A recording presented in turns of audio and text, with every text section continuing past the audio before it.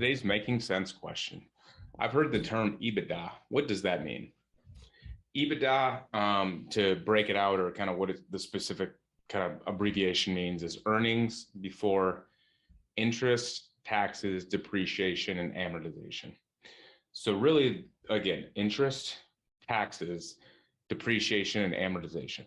Really what it's getting to is your earnings before these factors that can be minimized or don't impact your P&L directly.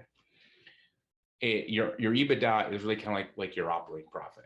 Basically, what is your profit from normal course of operations before before I negate interest from loans I'm doing, or income tax payments that can vary based upon the nation I'm in, or the state I'm in, or the local jurisdiction I'm in, or depreciation on capital assets I've bought, or amortization on intangible assets I've bought. So that's basically what. So EBITDA can kind of correlate essentially with operating profit. At Accountfully, for our clients, we call it operating profit because it's kind of more targeted towards small businesses. EBITDA really is more of a corporate term. Small businesses use it, but a lot of times we focus on kind of more simplistic terms to use, like operating profit. So I guess, why do you have to worry about EBITDA or earnings before those four items? A couple of things quickly. Number one, interest. If somebody's buying your company or looking at the overall success of your company, and you have high loan interest because you've had to finance your company through debt, what if somebody's going to buy you and they're not going to have any debt and they're just going to have a lot of cash to support the operations? Well, they like breaking out that interest because that's boom, profit for them, because they're not going to have that line item or expense. So that's good to break that out. Number two is taxes. Taxes, what do they mean?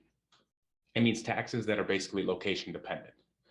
So essentially, like if I'm having a business in California versus a business in South Carolina, is there a tax rate that can differ for the course of these operations that then can be adjusted or minimized depending upon where the buyer of the company's at, right? So again, if the buyer of a company or somebody's looking at it to move to Texas, then it doesn't matter what the taxes are in California or South Carolina. They need to understand what it's going to be like for them in Texas.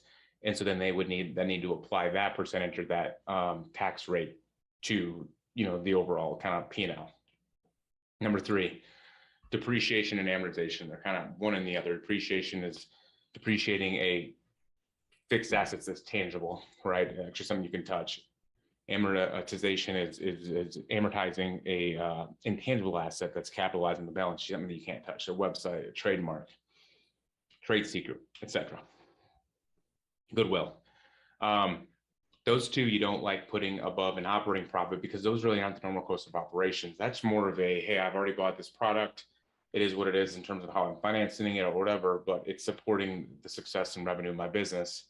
But in terms of breaking that out, what if you have a product that's you depreciate over 5 years, but then it lasts for 10 or 15 years? Those second 5 years or third 5 years are not going to have depreciation expense. So you kind of want to break that out again. So really what the goal is the operating profit or EBITDA is really understanding the profits or success of the normal course of operations outside of these kind of inconsistent variables that can vary depending upon the business owner or who buys it or the location, right? Again, interest, taxes, depreciation, and amortization. So hope that kind of gives you some more information on the EBITDA. Hope you learned a few things today. Thanks for listening to Making Sense.